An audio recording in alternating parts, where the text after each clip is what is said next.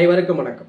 அதிர்ஷ்டம் தரும் 7ஆம் இடம், இதை பற்றி தான் இந்த பதிவில் பார்க்க போகிறோம். பெரும்பாலும் கன்சல்டேஷன் வரவங்க கேட்கக்கூடிய கேள்வி, திருமணத்திற்கு பிறகு வாழ்க்கை எப்படி இருக்குன்ற கேள்வியை மையமாக கேட்குறத பார்க்க முடியுது. அதற்கான தெளிவான விளக்கம் தான் இது. 7ஆம் இடம் வெறுமனே திருமணத்தை மட்டும்தான் சொல்லுதான்னா கண்டிப்பாக இல்லை. உங்கள் வாழ்க்கையில் நீங்கள் சந்திக்கக்கூடிய கூட்டாளிகளை பற்றி சொல்கிறதுமே இந்த 7ஆம் இடம் தான். நிறைய ஜாதகங்களில் பார்த்தீங்கன்னா கூட்டாளிகளோடு இணைஞ்சு பிஸ்னஸ் பண்ணி வாழ்க்கையில் 2 பேருமே பொருளாதாரத்தில் செட்டில் ஆனதெல்லாம் பார்க்க முடியும். ஏன் உதாரணத்திற்கு நம்ம இந்த பதிவேற்றம் செய்யக்கூடிய இந்த யூடியூப்பாக இருக்கட்டும், கூகுள் நிறுவனங்கள் கூட நண்பர்களால் ஏற்படுத்தப்பட்டது தான்.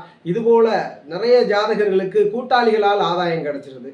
அது எப்படி அப்படின்னா அந்த 7ஆம் இடத்தினுடைய கிரக வலு தான் காரணம். 7ஆம் இடம் தான் ரொம்ப முக்கியம். இந்த கூட்டு தொழில்களால் ஒரு ஜாதகர் ஆதாயம் பண்ணுறது. அதுபோல் ஒரு ஜாதகர் திருமணத்திற்கு முன்பு ரொம்ப கஷ்டப்பட்டுட்டு இருப்பார். பெரிதளவு பொருளாதார முன்னேற்றம் இருக்காது, ஊர்லேயும் பெயர் புகழ் இருக்காது. ஆனால் திருமணம் நடந்திருக்கும், வரக்கூடிய கணவராக இருக்கட்டும் மனைவியாக இருக்கட்டும், திருமணத்திற்கு பிறகு அவங்களுடைய வாழ்க்கையில் செல்வ சுபிட்சம் அதிகமாக இருக்கும், கௌரவ பெயர் புகழெல்லாம் கிடைக்கும். இதற்கு காரணமும் இந்த 7ஆம் இடம் தான். அப்போ 7ஆம் இடம் என்பது ஒரு மனிதனை புரட்டி போடக்கூடிய செயல்கள்லாம் நிகழக்கூடிய இடம். அதனால தான் லக்னத்திற்கு நேரெதிர் 180 டிகிரி இரு துருவ அமைவுகள். இந்த 7ஆம் இடம் வலுவாக அமர்ந்து நாம் சொல்லக்கூடிய கிரகணம் இருந்துச்சுன்னா உங்களுக்கு 7ஆம் இடத்தின் மூலிமா நிறைய ஃபேவரட்டான விஷயங்கள்லாம் நடக்கும்.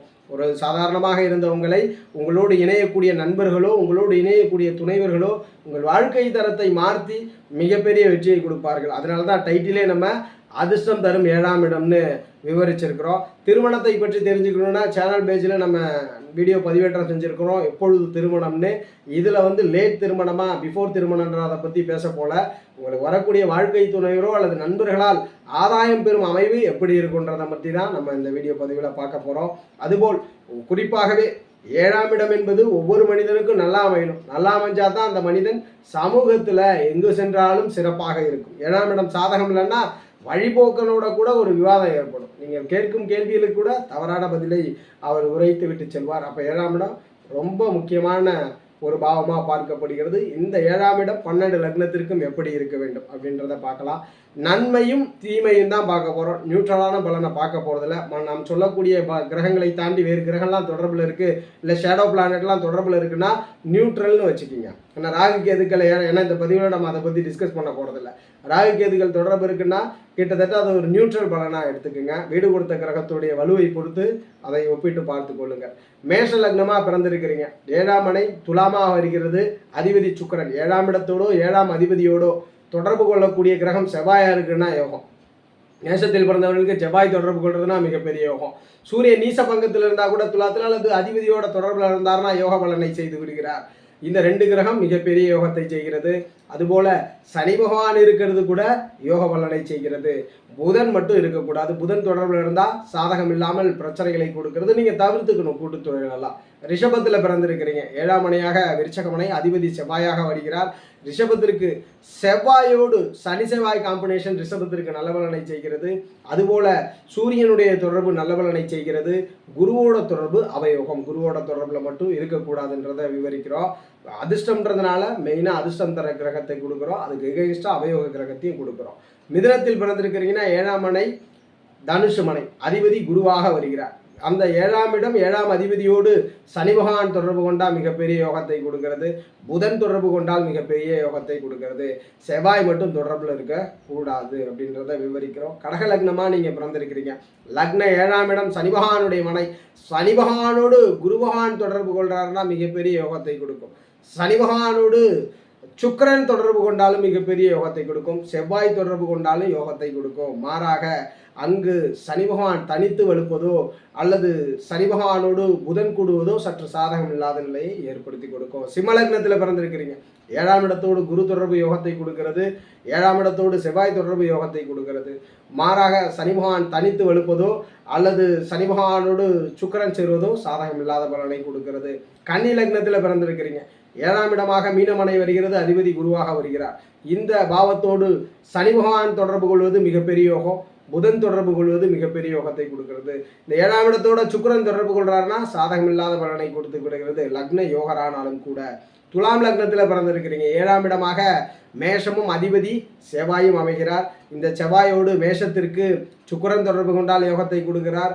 அதுபோல துலாம் லக்னத்தில் பிறந்தவர்களுக்கு சனி பகவான் தொடர்பு கொண்டால் யோகத்தை கொடுக்கிறார். அங்கு காரக முரண்பாடோடு குரு தொடர்பு கொண்டார் என்றால் சாதகம் இல்லாத பலனை கொடுத்து விடுகிறார். நீங்கள் பிறந்தது விருச்சக லக்னம், 7ஆம் மனையாக ரிஷபம் வருகிறது, அதிபதி சுக்கிரன் வருகிறார். இந்த 7ஆம் இடம் அல்லது அதிபதியோடு தொடர்பு கொள்ளக்கூடிய கிரகம் செவ்வாயாக இருந்தால் யோகம், சூரியனாக இருந்தால் யோகம், சந்திரனாக இருந்தால் கூட யோகம். குருவா மட்டும் இருக்கக்கூடாது, சற்று சாதக குறைவை. குரு புதன் இரண்டுமே. ஏன் குருக்கு சொல்கிறேன்னா, முழு வகையோடு 7ஆம் இடத்தோடு தொடர்பு கொண்டால் நிறைய பிரச்சனைகளை கொடுக்கிறார். மற்றபடி புதன் தொடர்பு கொள்வதும் அவயோகம். தனுஷில் பிறந்திருக்கிறீங்க, 7ஆம் மனையாக மிதுனமனையும் அதிபதி புதனும் வருகிறார். புதனோடு குரு தொடர்பு கொள்வது யோகம், சூரியன் தொடர்பு கொள்வது யோகம். இங்கு சுக்கிரன் மட்டும் தொடர்பு கொள்ளக்கூடாது. மகரத்தில் பிறந்திருக்கிறீங்க, 7ஆம் இடம் கடகம், அதிபதி சந்திரன். சந்திரனோடு கண்டிப்பாக சுக்கிர புதன் தொடர்பெல்லாம் யோகத்தை கொடுக்கிறது. மாறாக சூரிய பௌர்ணமி அமைகளிலோ அல்லது அமாவாசை அமைகளிலோ இருக்கும் பொழுது மட்டும் சாதக குறைவாக கொடுக்கிறது. சந்திரன் தனித்து வெளுப்பதும் சாதக குறைவை கொடுக்கிறது. கும்பத்தில் பிறந்திருக்கிறீங்க, 7க்கு அதிபதியாக சூரியன் வருகிறார், அதிபதி மனையாக சிம்மமனை வருகிறது. 7 இடம் அல்லது சூரியனோடு சனி பகவான் தொடர்பு கொண்டால் சற்று சாதகம் இல்லாத பலனை கொடுக்கிறது. இங்கு சுக்கிரன் தொடர்பு கொள்வது, புதன் தொடர்பு கொள்வது யோகத்தை கொடுக்கிறது. அதுபோல சந்திர தொடர்பை பௌர்ணமி வகையில் பிறப்பது கும்பத்திலும் ஆதாயமில்லை பார்ட்னர் விஷயங்கள்ல. அதுபோல் நீங்கள் மீன லக்னத்தில் பிறந்திருக்கிறீங்க அப்படின்னா, மீனத்திற்கு யோகம் கொடுப்பது 7ஆம் மனையாக கன்னிமனையும் அதிபதி புதனும் அமைகிறார். குரு தொடர்பு யோகம் கொடுக்குது. அதுபோல் சுக்கிரனுடைய தொடர்பும் யோகத்தை கொடுக்குது. ஏன் சுக்கிரன் தொடர்பு யோகத்தை கொடுக்குதுன்னா, 3 8க்கு அதிபதி ஆகிறார். வாழ்க்கையே திருப்பி மாற்றக்கூடிய நிலை ஏற்படுகிறது. யோக மாற்றமாக சுக்கிரன் ஸ்தான வலுவை மற்றும் பெறக்கூடாது. குரு சுக்கிரன் தொடர்பு புதனுக்கு யோகத்தை கொடுக்கிறது, சூரியன் தொடர்பு யோகத்தை கொடுக்கிறது, சந்திர தொடர்பு இருக்கக்கூடாது, அதுபோல் செவ்வாய் தொடர்பு இருக்கக்கூடாதுன்றது அமைவுகள். ஸோ நான் மேலே சொன்ன இந்த கிரக இணைவு தொடர்பை நீங்கள் பாருங்கள். இதில் யோகம்னு சொன்ன கிரகங்கள்லாம் இருக்குன்னா தாராளமாக கூட்டால ஆதாயம் கிடைக்கும் தசா புத்தியில். அவயோகம்னு சொன்ன கிரகங்கள் தனித்து இல்லாமல் வேறு கிரகங்களோட தொடர்பில் இருந்துன்னா சற்று பலன்கள் மாறுபடும் அப்படின்றத உறுதிப்படுத்துகிறோம். ஜோதிட ரீதியான தகவல் அல்லது உங்களுடைய சுயஜாதகம் சார்ந்த சந்தேகங்களுக்கு ஸ்க்ரீனில் தெரிகிற நம்பரை தொடர்பு கொள்ளுங்கள். வாழ்க வளமுடன். நன்றி.